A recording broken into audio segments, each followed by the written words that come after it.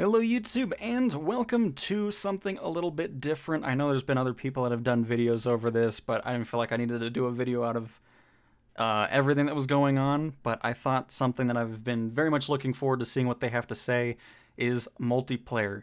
As you know, I was very excited when they announced this at E3 last year, and it's looking better and better each Discovery Series episode that they release. So I thought what I would do is I'd do a live reaction. I've not watched this yet. So without further ado, let's get started. I'm very excited for this.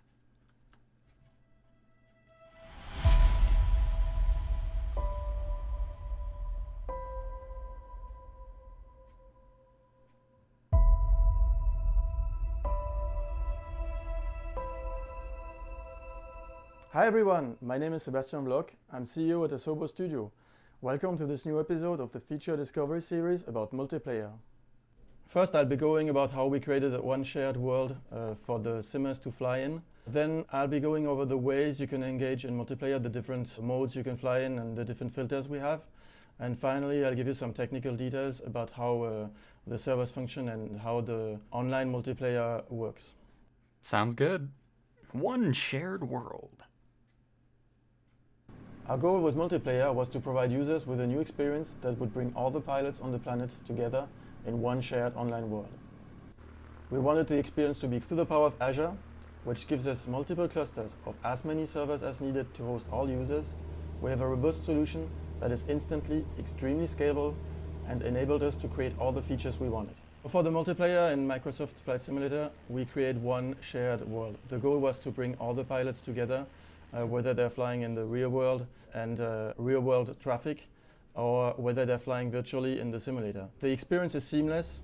There's nothing to manage, nothing to configure. You don't have any game to create, any session to create, or anything to join. Also, to bring the real world pilots together with the virtual pilots, you have real world live air traffic, which is available. It is augmented by AI when required. That means that we have most, if not all, the airplanes which are flying in the world at one moment, which are in the simulator. And whenever a signal is lost, the AI will take over and continue flying that plane until data comes back online. Nice. That's pretty cool. I like that. And you saw the Airbus up there in the top left. As this is one single world, we've enabled users to choose filters, which allows them to decide who they want to fly with and how they want to fly. The first mode is going to be what we call live players only. It is for all those of you who want to fly by the rules, who want to fly in a more strict space, respecting all the rules and all the ways how to fly. In this filter, you have to fly by real-time live weather.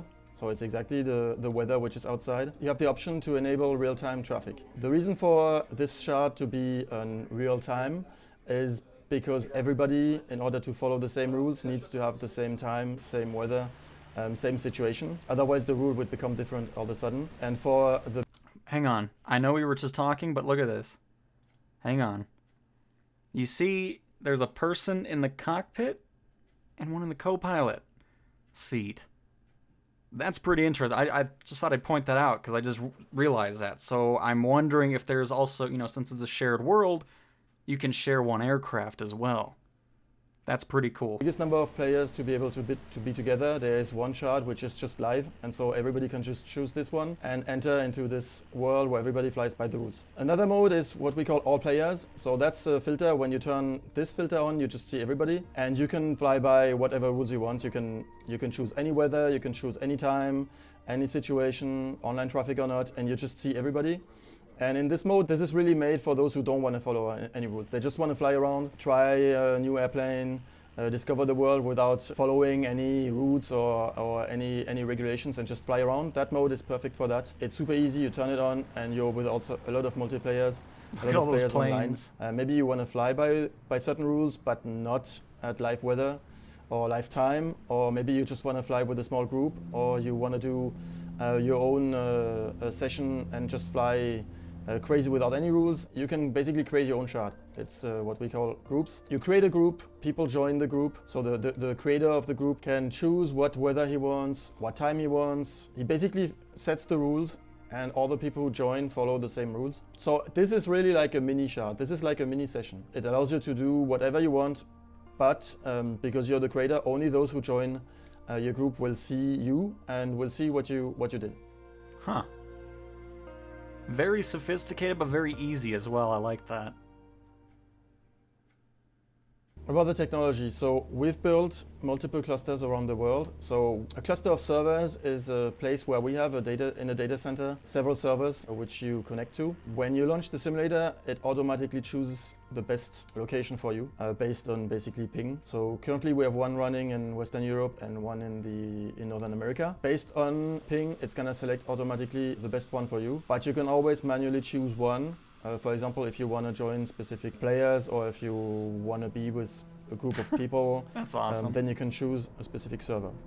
So because live air traffic can be tens of thousands of planes, multiplayer traffic can also be tens of thousands, hundreds of thousands of planes, you will not see hundreds of thousands of planes when you fly. The servers automatically optimize the data they stream to you, and so for the live traffic, you will receive from the servers all the planes which are within 200 kilometers. And for the multiplayer traffic, you will receive also planes which are within 200 kilometers, but limited to the 50 closest planes.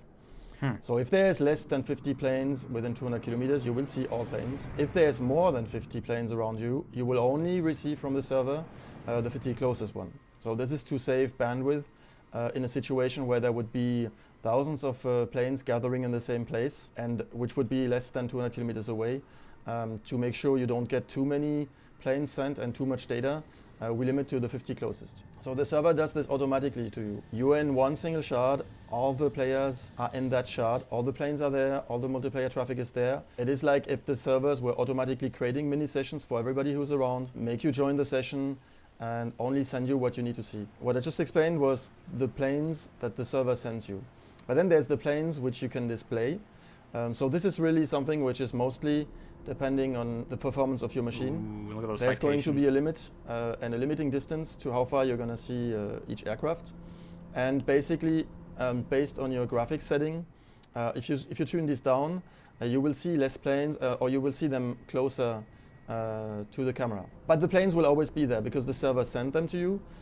So you can always enable an optional on-screen display of names, who is playing, of information. And you can see them on the radar, even if they are further away, if there's more planes than you can display in 3D, you will always see the planes, all the planes the server sent you, on your radar. And finally, we have developed advanced technology to make sure the flying experience is smooth and you see all the planes flying very smoothly. And so we have a dead reckoning and interpolation which works pretty well, and all the planes are super smooth. And you're not going to see them disappearing or bouncing around. You're going to see them flying super smoothly That's in amazing. space. And this allows for a great and smooth multiplayer experience to fly together. If you're going to go explore in a group, this is perfect to have this seamless experience and not be annoyed by any online glitches or lag problems. Thank you for listening, and see you all soon in the multiplayer of Microsoft Flight Simulator. That's amazing. My goodness, let's just go back really quick to that last shot, because Seamless experience that's quite amazing. Because what I get from this is, one, this is multiplayer, but you can see you don't lose anything in the world or the clouds or just how it looks. It almost looks like if you were playing this solo without any multiplayer aspect to it. I mean, that just looks quite amazing. I love the TBM convoy that was going on somewhere around here. I think it was in the... Well, this looks nice too right here. You got the icon there. Cessna's, the Cub over there. Diamonds, of course. I mean, this just looks incredible. And the fact that you don't seem to lose any sense of the beautifulness of the game in multiplayer is very nice. Got the Cessna Grand Caravans, of course. I mean, this is looking beautiful. I mean, look at this shot.